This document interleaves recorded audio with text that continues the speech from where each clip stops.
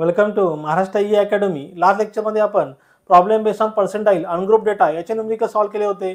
आजच्या लेक्चरमध्ये आपण problem based on percentile group data याचे न्यूमेरिकल सॉल्व्ह करणार आहे. बघा, सिम्पली तुम्हाला इथे फॉर्म्युला यूज करायचा आहे, स्टेप्स फॉलो करायचे आहेत आणि न्यूमेरिकलला सॉल्व्ह करायचं आहे. असेच तुम्हाला पुढच्या व्हिडिओचे अपडेट हवे असतील तर आपला जे टेलिग्राम चॅनल आहे ते टेलिग्राम चॅनल जॉईन करा. त्याची लिंक तिथे डिस्क्रिप्शनमध्ये दिलेली आहे. तसेच तुम्हाला MSBTचा सिलेबस, लास्ट इयरचे क्वेश्चन पेपर आणि सोल्युशन आणि सब्जेक्टचा कोर्स हवा असेल तर आपलं जे ॲप्लिकेशन आहे महाराष्ट्र ई अकॅडमी, ते ॲप्लिकेशन तुम्ही डाउनलोड करा. त्याची तिथे लिंक डिस्क्रिप्शनमध्ये दिलेली आहे. बघा, आता problem based on percentile group data याचा न्यूमेरिकल सॉल्व्ह करू. ग्रुप डेटाचा न्यूमेरिकल आपण जेव्हाही सॉल्व्ह करतो तेव्हा आपल्याला क्रॉस चेक करायचं आहे का जो आपल्याला क्लास इंटरवल दिलेला आहे, ज्या क्लास बाउंड्रीज दिल्या आहेत त्या कंटिन्युअस आहे का नाही. त्या कंटिन्युअस नसतील तर आपल्याला त्या कंटिन्युअस कराव्या लागतील. बघा, सर्वात पहिले सोल्युशन इथे स्टार्ट करतो. आणि बघा, इथे जे क्लास इंटरवल तुम्हाला दिलेलं आहे म्हणजे काय सांगितलं आहे त्याने क्वेश्चनमध्ये, फाइंड P37 म्हणजे percentile 37 and P80 for the following frequency distribution. Weight in pounds 130 to 134, 135 to 139, 140 to 144, 145 to 149, 150 to 154, 155 to 159, 160 to 164.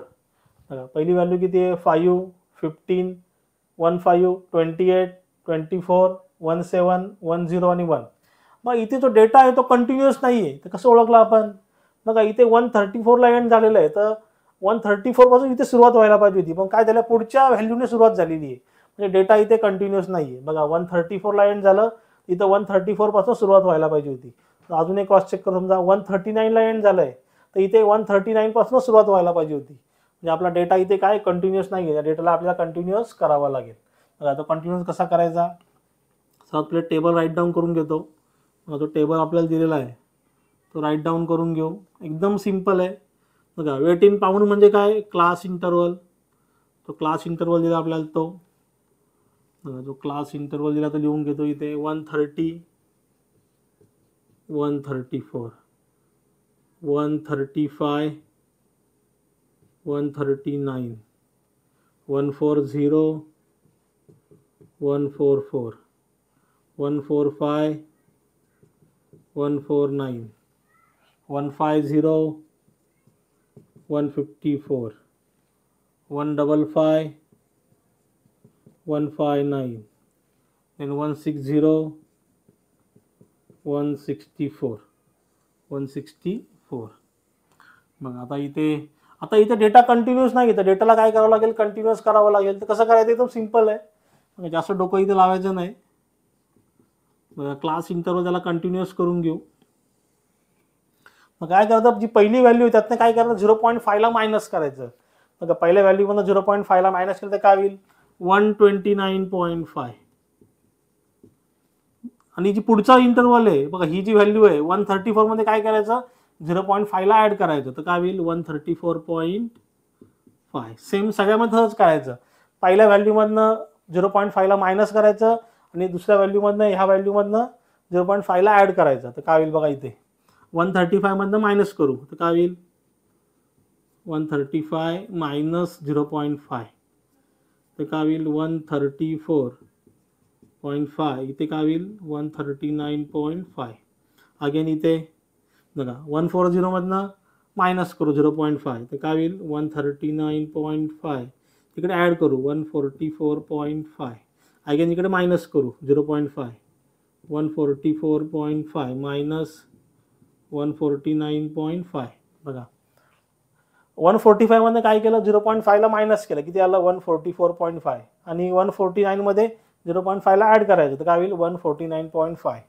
Again ते सेम 150 मधनं 0.5 मायनस केलं तर काय येईल? 149.5 मायनस इथे काय येईल? ऍड करायचं 154.5. इथे काय येईल? 155 मधनं 0.5ला मायनस केलं तर काय येईल? 154.5 मायनस इथे ॲड केलं तर काय येईल? 159.5. इथे अगेन 159.5 मायनस 164.5. आता तुम्ही डेटा चेक करा. ते डेटा इथे कंटिन्युअस झालेला आहे. बघा, इथे काय झालं? 134.5ला एंड झालं. सुरुवात त्याच व्हॅल्यूपासून झाली. सुरुवात इथे काय झाली? त्याच व्हॅल्यूपासून झाली. 139.5 ला एंड झालं, सुरुवात त्याच व्हॅल्यूपासून झाली. डेटा काय झाला आपला कंटिन्युअस झाला. आता फ्रिक्वेन्सी काय दिलेली आहे बघा, फ्रिक्वेन्सीची व्हॅल्यू आपली काय आहे 5, देन 15, देन 28, देन 24, 17, 10 आणि 1. तर आता आपल्याला काय पाहिजे, क्युम्युलेटिव्ह फ्रिक्वेन्सी पाहिजे. बघा क्युम्युलेटिव्ह फ्रिक्वेन्सी फाइंड आउट करू. एकदम सिंपल आहे क्युम्युलेटिव्ह फ्रिक्वेन्सी. सिम्पली ॲडिशन करा. बघा 5 ची व्हॅल्यू तुमची आहे तशीच, कॅल्सी तुम्ही इथे यूज करा. बघा 5 ची व्हॅल्यू आहे तशीच. 5 + 15 20, 20 + 28 48, 48 + 24, 48 + 24 72, 72 + 17 89, 89 + 10. बघा सिम्पली ॲड करा, तिथं जायचं आहे. 89 + 10 99, 99 + 1 100. ही व्हॅल्यू तुमची आली 100. बघा आता इथे आपल्याला काय करायचं, सर्वात पहिले टू फाइंड P37 आणि P80 साठी आपल्याला फाइंड आउट करायचं आहे. सिम्पली फॉर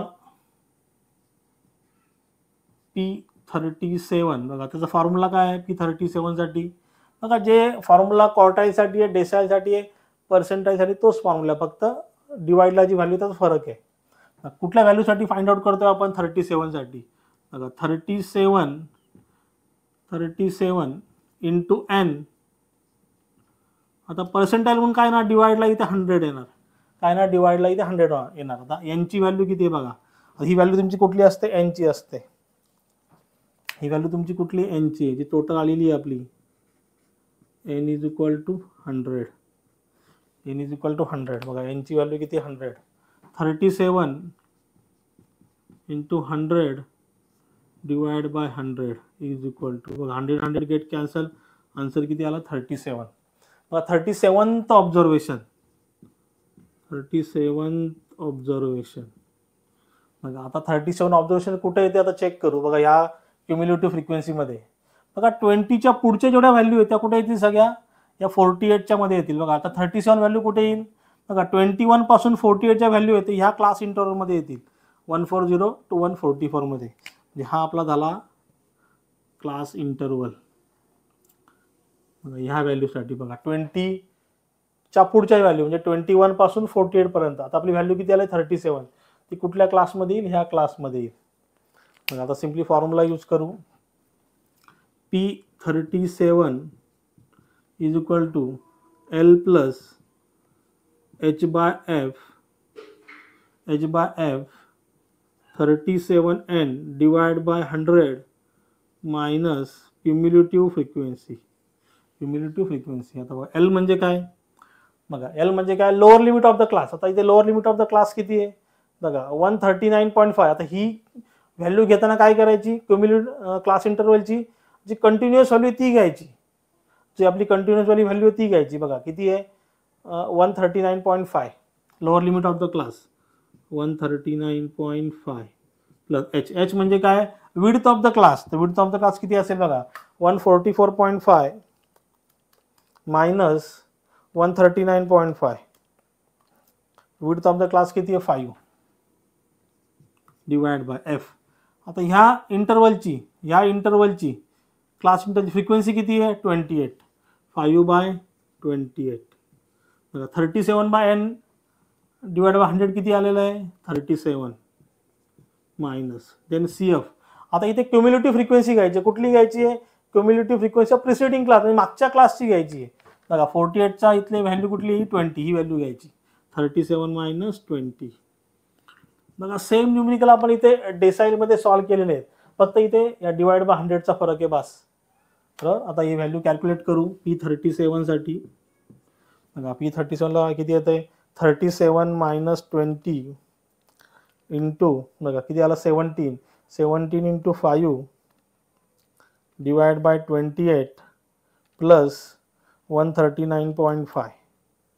आन्सर येते 142.53. 142.53. एकदम सिंपल न्यूमेरिकल आहे. बघा सिम्पली इथे व्हॅल्यू पुटअप केल्या 142.53. आता बघा नेक्स्ट व्हॅल्यू फाइंड आउट करू. P37 जर P80 साठी करू. फॉर P80 सेम फॉर्म्युला बघा 80 इंटू n डिवाइड बाय 100. बघा 80 साठी म्हणून 80 इंटू n घेतलं. तर विचारलं असं आपलं 50 साठी फाइंड आउट करा. P50 इथं काय आलं असतं 50 इंटू n डिवाइड बाय 100. बघा 80 इंटू n ची व्हॅल्यू किती 100 डिवाइड बाय 100 किती आलं 80. किती आलं 80. आता 80 व्हॅल्यू कुठे येते बघा. आता बघा 73 पासून ते 89 पर्यंत व्हॅल्यू कुठल्या क्लासमध्ये येतील, ह्या क्लासमध्ये येतील. 80 ऑब्झर्वेशन. बघा 73 पासून 89 च्या व्हॅल्यू कुठल्या क्लासमध्ये येतील, ह्या क्लासमध्ये येतील. याला इथे हायलाइट करतो म्हणजे आपल्याला कॅल्क्युलेशनला इझी पडेल. याला हायलाइट केलं. बघा 73 पासून 89 च्या व्हॅल्यू कुठे येणार, ह्या क्लासमध्ये येणार. Same formula P80 percentile 80 L plus h by f ब्रॅकेटमध्ये 80 n divide by 100 minus cumulative frequency L. आता याची लक्षात घ्या, जेव्हा आपण डेटा कंटिन्युअस केलेला आहे तो कंटिन्युअस केलेल्या डेटाची व्हॅल्यू घ्यायची, ही व्हॅल्यू नाही घ्यायची. तर हा प्रॉब्लेम तुमचा रॉंग होऊन जाईल. बघा आता इथे क्लास इंटरवल किती आहे 149.5 टू 154.5. याचं लोअर लिमिट किती, एल म्हणजे काय lower limit of the class किती आहे 149.5. 149.5 प्लस याची विड्थ ऑफ द क्लास, याची विड्थ किती आहे 5. सेम विड्थ सगळ्यांची सेम इथे असणार. Width of the class interval 5. बघा काय करायचं 154.5 मायनस 149.5 केलं तर विड्थ ऑफ क्लास तुम्हाला भेटेल. त्याची फ्रिक्वेन्सी किती आहे 17. एफ म्हणजे काय फ्रिक्वेन्सी, त्या क्लास इंटरवलची फ्रिक्वेन्सी किती आहे 17. 80 इंटू n बाय 100 किती आले व्हॅल्यू 80. देन क्युम्युलेटिव्ह फ्रिक्वेन्सी बघा, cumulative frequency of preceding class, मागच्या क्लासची क्युम्युलेटिव्ह फ्रिक्वेन्सी किती आहे 72.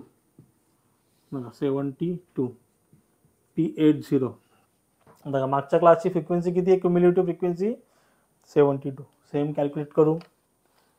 80 minus 72 into 5 divide by 17 plus 149.5 151.85. 151.85. एकदम सिंपल न्यूमरिकल आहे. अशा प्रकारचे न्यूमरिकल एक्झाममध्ये 5 to 6 मार्क्ससाठी विचारले जातात. बघा क्वार्टाईल, पर्सेंटाईल आणि डेसाईल कम से कम इथे तुमचे 1 ते 2 न्यूमरिकल तिथे एक्झाममध्ये येतील. क्वार्टाईल, पर्सेंटाईल आणि डेसाईल.